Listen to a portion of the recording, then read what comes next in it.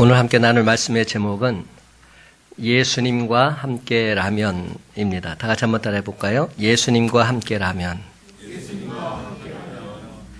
여러분 라면 좋아하세요? 저 라면 엄청 좋아합니다. 제 나이가 이제 60이 다 돼 가는데도 라면이 그렇게 맛있어요. 요즘에 제가 푹 빠져 있는 라면이 있는데 그 부대찌개 라면이라고. 제가 부대찌개를 엄청 좋아하는데 부대찌개 라면이 나왔더라고요. 얼마나 맛있는지 몰라요. 그래서 제가 일주일에 한 서너 개는 꼭 먹는 것 같아요. 근데 여러분 이 세상에서 가장 맛있고 변치 않은 라면이 뭔지 아세요? 다 감이 오시죠? 주님과 함께 라면. 이런 걸 뭐라고 하냐면 아재 개그라고 하죠. 썰렁 개그. 엄청 썰렁하죠. 근데 정말로 주님과 함께 산다는 것, 이게 가장 귀하고 좋고 멋진 삶 같아요. 근데 요즘 제가 이 세상을 바라보고 있노라면 참으로 안타까운 마음밖에 없습니다. 조금 전에 이양준 집사님께서 기도하셨지만 이 나라 이민족을 주님께서 긍휼히 여겨주셔서 다시 회복해야 될 시기가 바로 지금이 아닌가 이런 생각이 듭니다. 그러기 위해서는 우리 믿는 자들이 먼저 기도의 자리에 임해야 하겠죠. 우리가 먼저 주님을 붙잡아야 하지 않겠습니까? 어제 전국적으로 광화문에 모여서 100만이 넘는 엄청난 민중들이 함께 대통령은 하야하라 외치고 평화적인 촛불 시위를 벌였죠. 저는 그 장면을 보니까 예전의 시위와는 많이 달라진 것 같아요.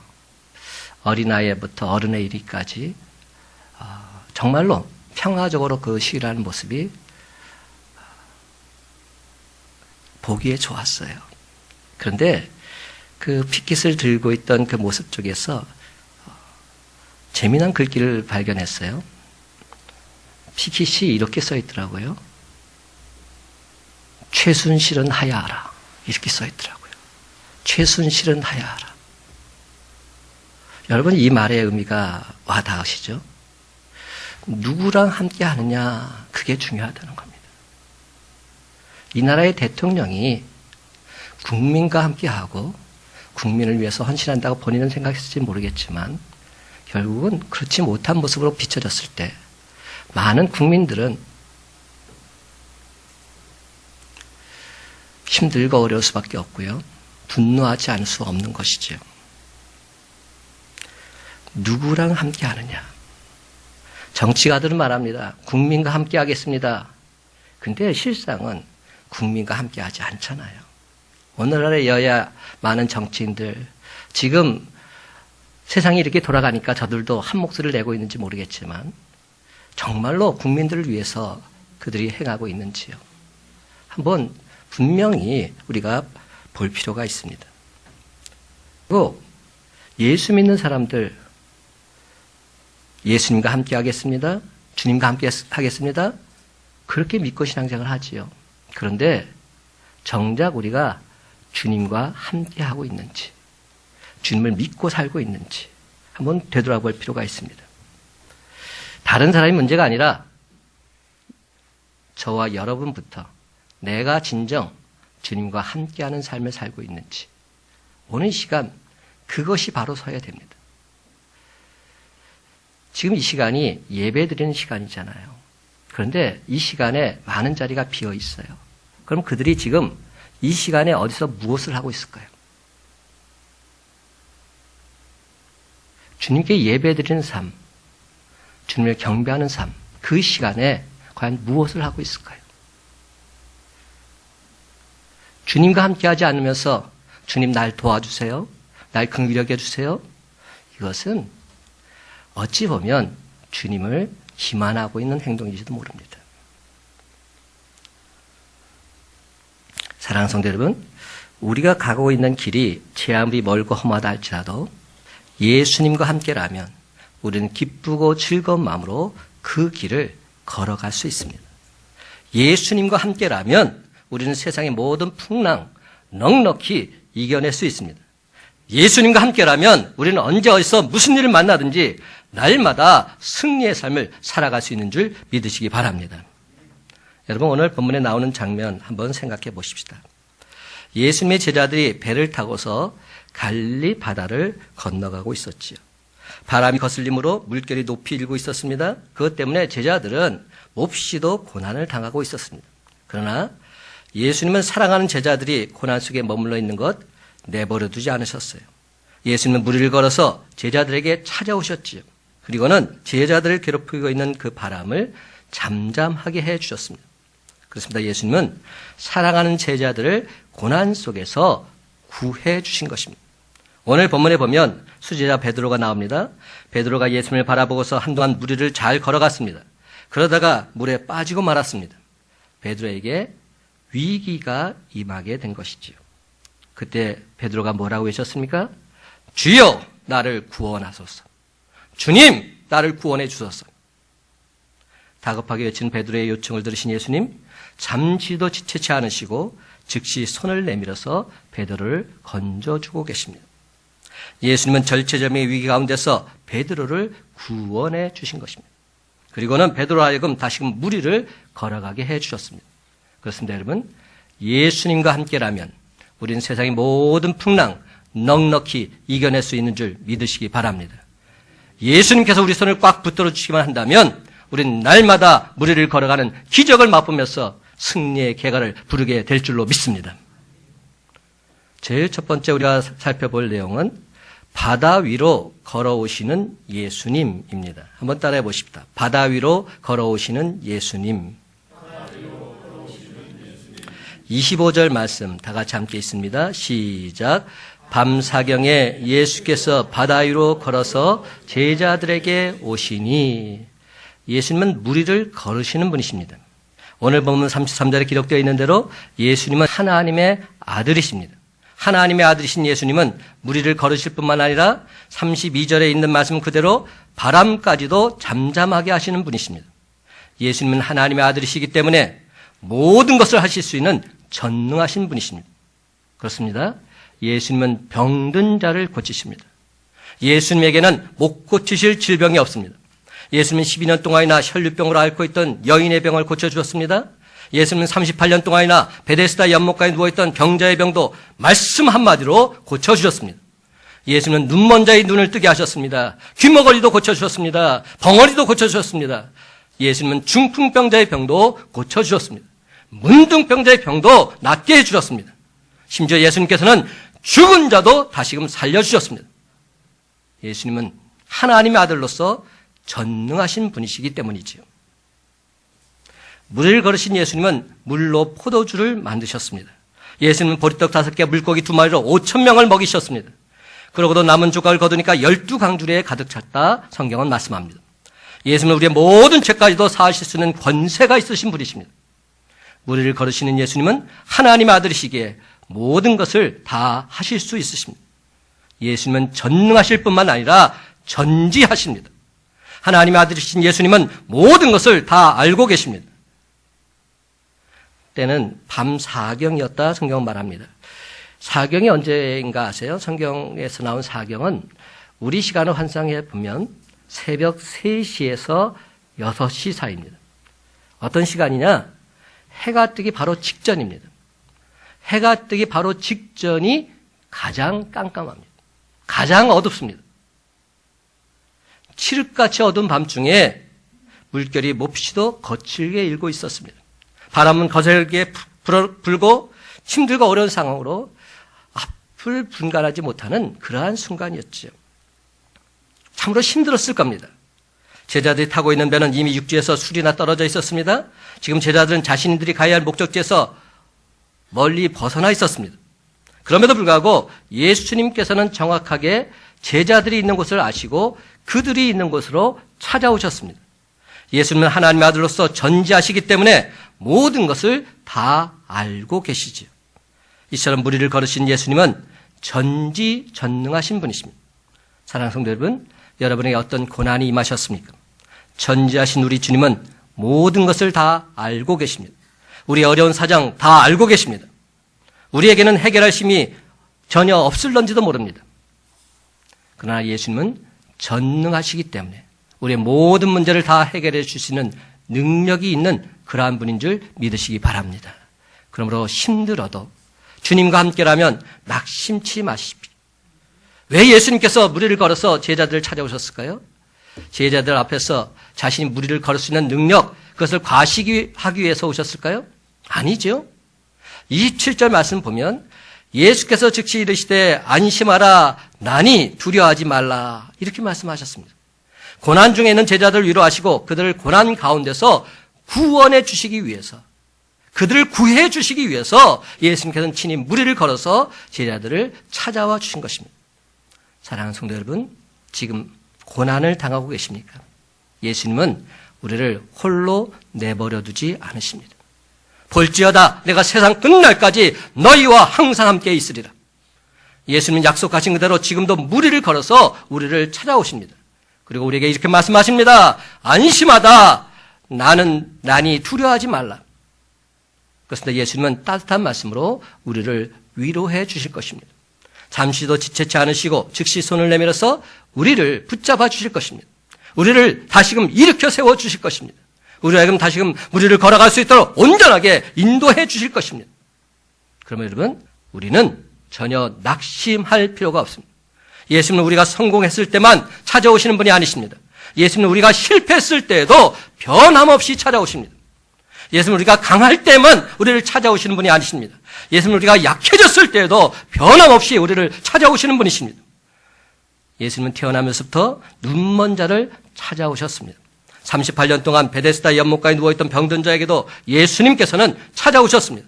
낙심 가운데 엠마오 마을로 내려가던 두 제자에게도 예수님께서는 찾아오셨습니다. 이처럼 우리가 고난 가운데 있을 때, 약해져 있을 때, 실패했을 때 우리를 결코 내버려 두지 않으시고 더욱더 가까이 찾아오신 그분이 바로 우리가 믿는 예수님인 줄 믿으시기 바랍니다. 그렇습니다, 여러분. 때에 따라서는 우리가 물 가운데로 행해야 할 때도 있습니다. 그때에도 예수님은 변함없이 우리를 찾아와 주시고 우리와 함께 하시면서 물이 우리를 침몰하지 못하도록 지켜주실 것입니다. 때에 따라서 우리가 불 가운데로 행해야 할 때도 있습니다. 그럴 때도 예수님은 변함없이 우리를 찾아와 주시며 우리와 함께 하시면서 불꽃이 우리를 태우지 못하도록, 우리를 사르지 못하도록 지켜주시고 보호해 주실 줄로 믿습니다. 그러면 여러분, 지금 어려움에 처해 있다고 해서 결코 낙심하지 마십시오. 오늘도 변함없이 무리를 걸어서 우리를 찾아오신 그 주님, 예수님 그분 바라보시기 바랍니다.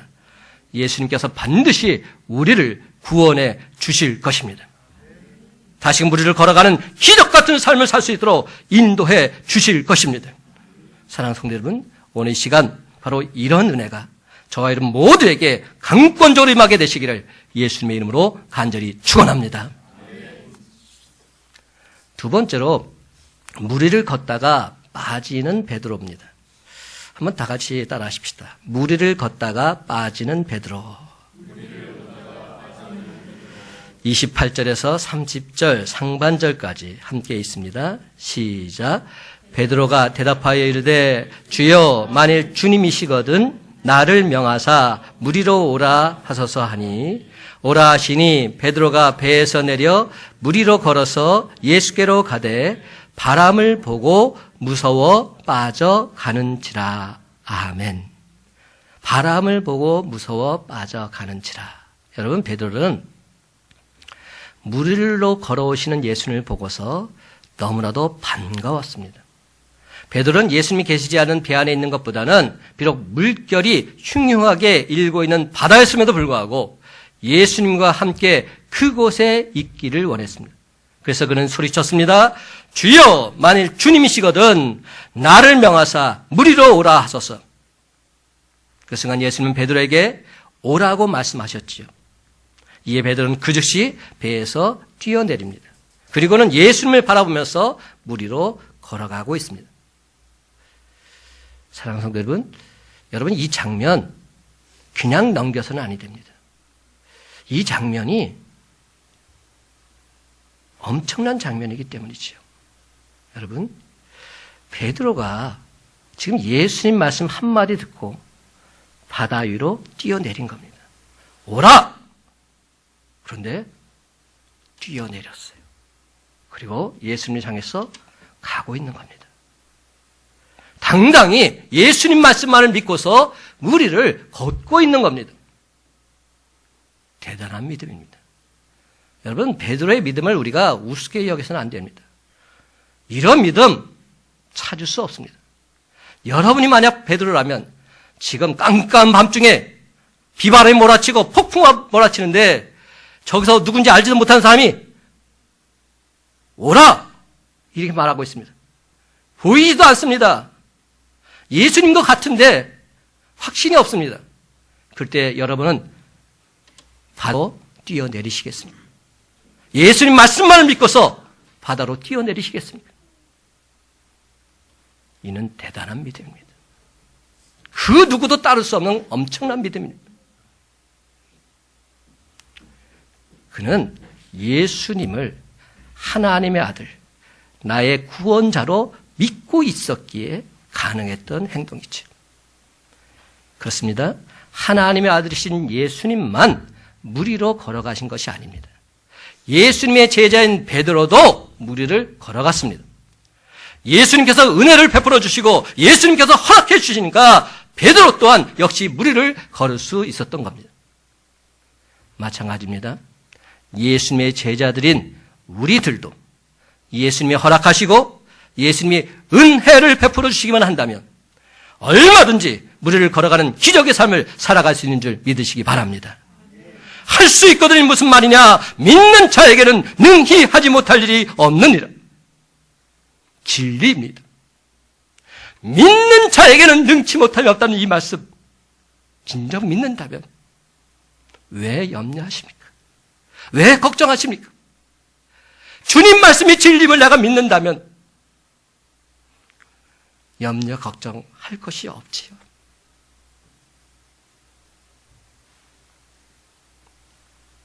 그렇습니다. 오늘 주신 말씀 그대로 예수님이 허락하시고 예수님이 은혜를 베풀어 주시면 우리도 얼마든지 무리를 걸어가는 기적 같은 삶을 살 수 있게 될 줄 믿고 나아가시기 바랍니다. 그런데 베드로에게 문제가 생겼어요. 믿고 나아갔는데 그만 조금 가다가 물에 빠져버리고 만 거지요. 그렇다면 왜 베드로가 물에 빠지고 말았을까요? 성경은 이렇게 말합니다. 바람을 보고 무서워 빠져가는지라. 여러분, 베드로가 예수님을 바라보는 동안에는 아무런 문제 없이 무리를 잘도 걸어갔습니다. 그러다가 그의 시선이 예수님에게서 벗어나면서부터 그의 주변에 있는 바람을 보고 물결을 바라보게 되었지요. 그 순간 갑자기 그의 마음속에 무서운 생각이 들었습니다. 그러자 그의 몸이 물속으로 빠져들기 시작한 겁니다. 사랑하는 성도 여러분, 베드로가 무리를 걸어갈 수 있었던 것은 그에게 어떤 능력이 있었기 때문이 아닙니다. 예수님께서 은혜를 베풀어 주셨기 때문에 비로소 그가 무리를 걸어갈 수 있었던 것이지요. 그런데 베드로가 가는 도중에 그의 시선을 예수님에게서 다른 곳으로 옮겨버리고 그렇게 되니까 그만 물에 빠져버리고 만 겁니다. 베드로에게는 배에서 뛰어내릴 만큼의 믿음이 있었습니다. 대단한 믿음입니다. 그런데 그에게는 예수님을 바라보면서 끝까지 나아가는 그 믿음이 여전히 부족했던 겁니다. 만약 베드로가 계속해서 예수님을 바라보았다면 결코 물에 빠지지 않았을 것입니다. 끝까지 예수님께로 나아갈 수 있었을 것입니다. 하지만 그의 시선이 예수님에서 벗어났기에 그는 그만 물에 빠져버리고 만 것이지요. 사랑하는 성도 여러분, 어떤 어려운 문제가 생기셨습니까? 우리가 예수님만 바라보고 나가야 되는데 예수님을 바라보지 않고 세상적인 것들 바라보다가 그만 물에 빠진 그런 상태는 아니십니까? 여러분, 우리가 신앙생활 초기에 가장 많이 던지는 질문이 있다면 그것은 바로 무엇이라는 질문입니다. 신앙생활 처음 하시는 분들이 항상 저에게 하시는 말씀이 있어요. 내가 예수 믿고 신앙생활 하는데 그렇다면 예수님은 나에게 무엇을 해 줄 수 있는가? 예수님이 나에게 과연 무엇을 가져다 줄 수 있는가? 이 신앙이 과연 나에게 진짜 무슨 유익이 있단 말인가? 우린 처음에 이런 실용적인 차원에서 신앙에 접근하곤 하죠. 예수 믿으면 복 받아야 돼요. 예수 믿으면 건강해야 돼요. 예수 믿으면 내 환경이 변해야 돼요. 그것을 주시면 감사합니다. 주님을 찬양하고 경배하죠. 그런데 그렇지 못할 때는 다시 세상으로 나가는 우리의 안타까운 모습인 겁니다. 어린아이 같은 신앙인 것이죠. 그러면 우리가 진정 참된 예수님의 제자가 되려면 무엇이라는 질문에서 질문이 바뀌어야 합니다. 누구라는 질문으로, what에서 who로 바뀌어야 됩니다. 다시 말해서 바람과 파도도 복종하는 저분 과연 누구이신가? 누구라는 질문을 던질 수 있어야 됩니다. 제자들은 어느새 이를 깨닫고 있었습니다. 바람을 잠잠케 하시는 저분은 혹시 바람을 지으신 분이 아닐까? 그들은 그 순간 인간 예수로부터 그 예수가 하나님이라는 놀라운 사실을 발견하기 시작한 것이죠. 사랑하는 성도 여러분, 예수님은 하나님이십니다. 누구든지 이 고백을 넘어서지 못하고서는 진정한 크리스찬이 될 수 없습니다. 예수님은 나의 구원자, 나의 하나님이십니다. 이 고백을 할 수 없다면 그는 그리스도인은 아직 아닌 겁니다. 예수님 그분은 창조자이시며 예수님 그분은 만물을 다스리시고 통치하시는 섭리자이십니다. 풍랑을 잠잠하게 하고 평안을 줄 수 있는 분, 내 마음속에 있는 풍랑도 잠잠케 하고 나를 평화로 이끌어 주시는 그분, 나를 온전히 구원해 주시는 그분, 그분이 바로 나의 주, 나의 하나님이시다 고백할 수 있어야 됩니다. 예수님이 진정 나의 구원자여 나의 주님이시다 선포할 수 있어야 됩니다. 그럼 여러분, 우리가 예수님을 나의 구주로 믿고 온전히 바라보게 되면 세상의 모든 풍랑 넉넉히 헤쳐나게 될 줄 믿으시기 바랍니다. 모든 고난 완벽히 이겨내고 무리를 당당히 걸어가는 기적 같은 삶을 살 수 있게 될 줄 믿으시기 바랍니다. 여러분, 스데반 집사를 한번 생각해 보십시다. 그는 돌에 맞아 순교했습니다. 그 순간 얼마나 고통스러웠겠습니까? 그런데 그는 그 고통스러운 순간에 눈을 들어서 주님을 바라보고 있습니다. 그럴 때 그의 마음속에 참된 평안이 다가옵니다. 그는 모든 고난을 기쁘고 즐겁게 감당할 수 있었습니다. 그의 얼굴은 천사의 얼굴 같았다 성경은 말씀합니다. 그렇습니다, 여러분. 제 아무리 거센 풍랑이 인다 할지라도 그 순간 예수님을 바라보게 되면 우리는 모든 풍랑 넉넉히 헤쳐나갈 수 있는 줄 믿으시기 바랍니다. 반드시 승리할 수 있습니다. 무리를 온전히 걸어갈 수 있습니다. 그러나 우리가 예수님을 바라보지 못하게 되면 세상 풍랑에 휩쓸릴 수밖에 없는 것이죠. 물에 빠질 수밖에 없습니다. 그 옛날 선지자, 능력의 선지자 엘리야 한번 생각해 보십시다. 그가 하나님만을 바라볼 때는 강하고 담대한 주의 용사였지요. 850대 1로 대결해도 넉넉히 승리할 수 있었던 능력의 종이었습니다. 그런데 그 엘리야가 하나님을 바라보지 않게 되자 그는 이세벨이라는 이 여자 한 사람의 말에 그만 무서워서 벌벌 떨게 되었지요. 하나님이 함께 하심을 믿고 살았을 때는 문제가 없었는데 하나님 그분을 온전히 바라보지 못하게 되자 한 여인이 무서워서 그는 호렙산까지 도망하게 됩니다. 그리고 그 밑에서 차라리 날 죽여주세요. 이렇게 말하게 되죠. 이게 우리 인간입니다. 주님을 바라보고 사는 자와 그렇지 못한 자의 모습 속에서 이런 모습이 나타날 수 있다는 겁니다. 그렇습니다. 우리가 무리를 걸어서 찾아오신 예수님을 바라보지 않고 세상을 바라보게 되면 우리는 풍랑에 휩쓸릴 수밖에 없는 겁니다. 물에 빠질 수밖에 없는 겁니다. 여러분, 우리가 잘 아는 식물 중에서 해바라기라고 있죠. 해바라기가 왜 해바라기입니까? 해만 바라본다고 해서 해바라기죠. 태양을 바라보면서 살아가기 때문에 해바라기라 말하는 겁니다. 그러므로 우리가 주님의 제자라면 진정 주바라기가 되어야 합니다. 주님만 바라보며 사는 자가 되어야 합니다. 그럴 때 주님의 역사가 나타나게 되어 있습니다. 사랑하는 성도 여러분, 오늘 시간 우리를 걸어서 우리를 찾아오시는 주님만 바라보며 살겠노라. 다시금 온전하게 결단하시기 바랍니다. 그래서 날마다 우리 주님의 손을 붙들고 동행하면서 주님께서 내 삶을 이렇게 인도하셨노라. 이는 주님의 전적인 은혜였노라. 온 세상에 기쁨으로 간증하며 살아가는 저와 여러분의 복된 삶이 다 되시기를 예수님의 이름으로 간절히 축원합니다. 마지막 세 번째로 예수님과 함께 배에 오르는 베드로입니다. 한번 따라해 보십시다. 예수님과 함께 배에 오르는 베드로. 30절 하반절부터 32절까지 소리를 질러 이르되, 여기서부터 읽겠습니다. 시작. 소리를 질러 이르되 주여 나를 구원하소서 하니 예수께서 즉시 손을 내밀어 그를 붙잡으시며 이르시되 믿음이 작은 자여 왜 의심하였느냐 하시고 배에 함께 오르매 바람이 그치는지라. 아멘. 여러분, 베드로가 물에 빠졌을 때 어떻게 처신하고 있습니까? 근데 여러분, 베드로가 어떤 사람이죠? 그는 본래 갈릴리 바다에서 고기잡이를 하던 어부였어요. 여러분, 어부란 말에서 어떤 생각이 드십니까? 어부는 물하고는 친한 사람입니다. 바다 사람들 수영 잘해요. 아니, 고기 잡는 사람들 수영 못할 리가 없어요. 수영해서 여기서 저기까지 막 건너가고 난리도 아니지 않습니까? 엄청나게 잘하지요. 근데 지금 예수님이 바로 그 앞에 있어요. 그러면 물에 빠져도 뭐가 문제됩니까? 수영해서 가면 되지요. 여러분, 이런 생각 안 해보셨어요?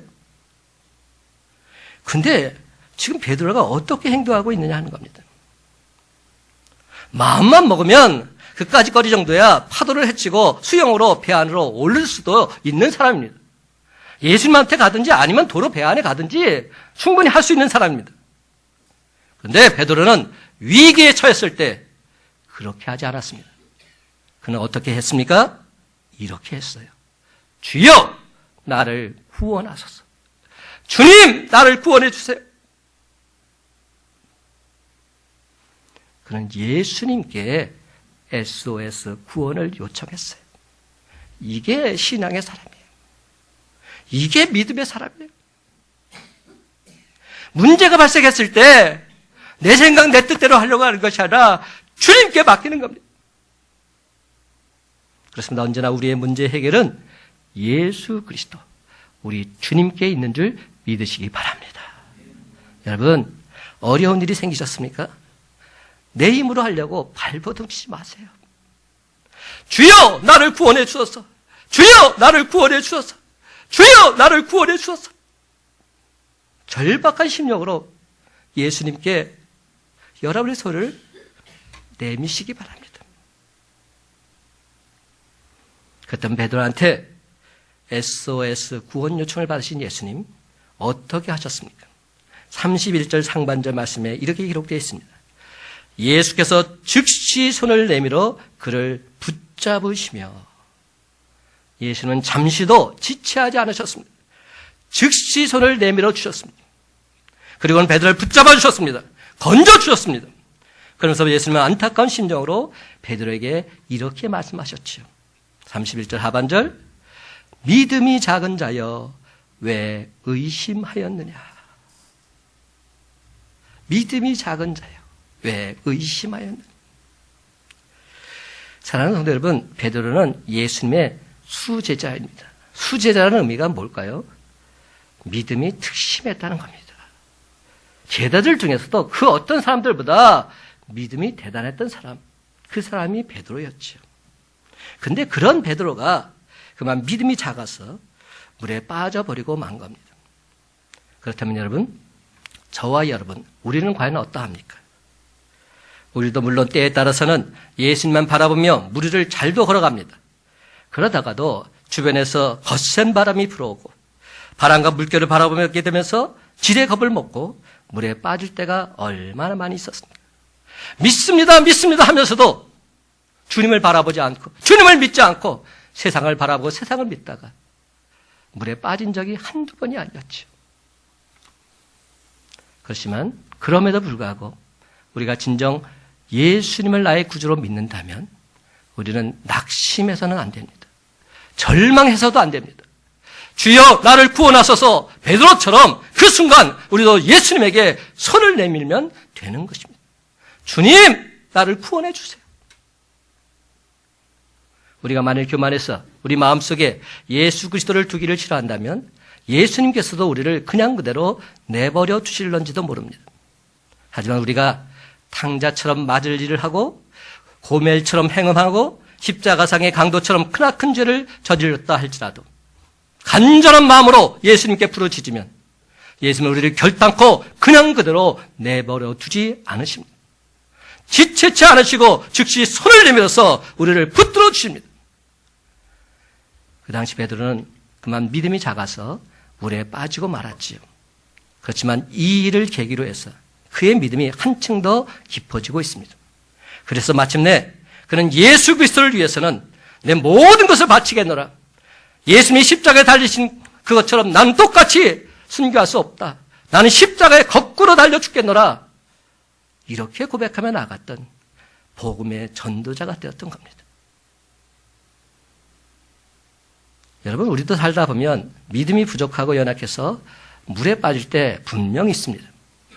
그렇다고 해서 체념하거나 자포자기해서는 결단코 아니 됩니다. 그 순간 이렇게 외칩니다.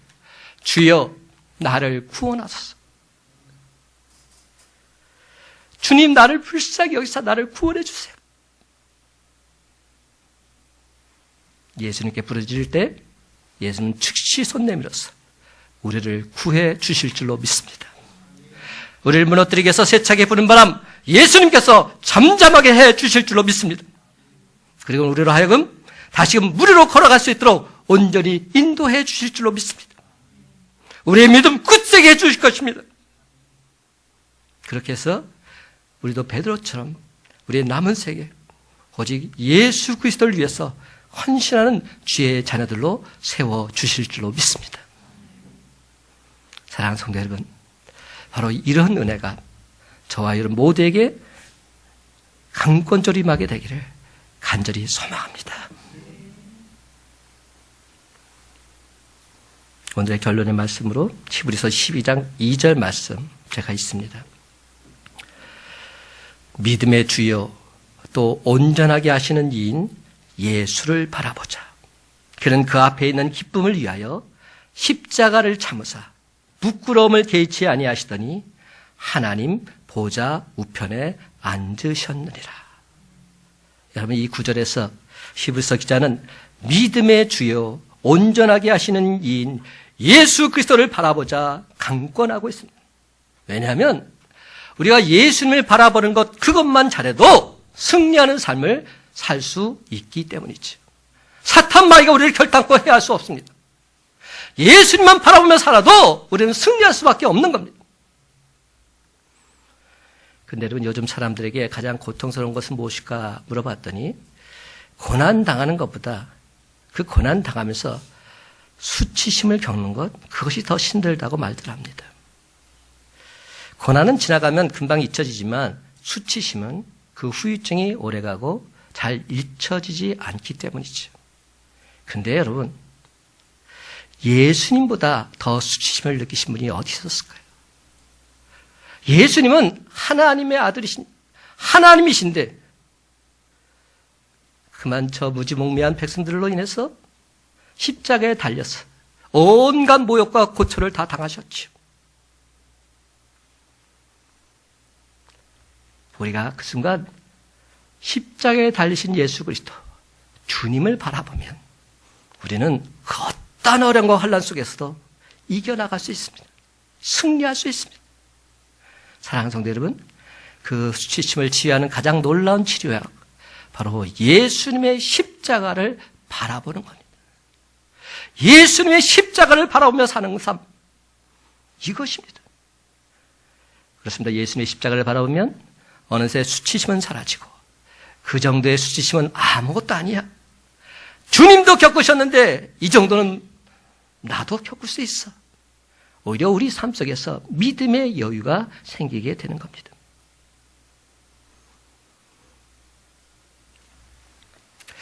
예수님으로 말미암아 당하는 수치심, 이것은 수치심이 아니라 자부심입니다. 긍지입니다. 예수로 인해서 당하는 핍박, 환난, 이것은 오히려 나의 자랑거리인 것이죠. 그러면 여러분, 우리의 삶 속에서 예수님이 작게 보이면 풍랑은 크게 보일 수밖에 없습니다. 반면에 예수님이 크게 보이면 풍랑은 작게 보이게 됩니다. 언제 어디서 주님만 바라보며 사는 자는 주님으로 인해서 승리할 수밖에 없는 것이죠. 이제 말씀을 했습니다. 사랑하는 성도 여러분, 이제는 더 이상 거세게 부는 바람, 성랑, 물결 바라보지 마시기 바랍니다.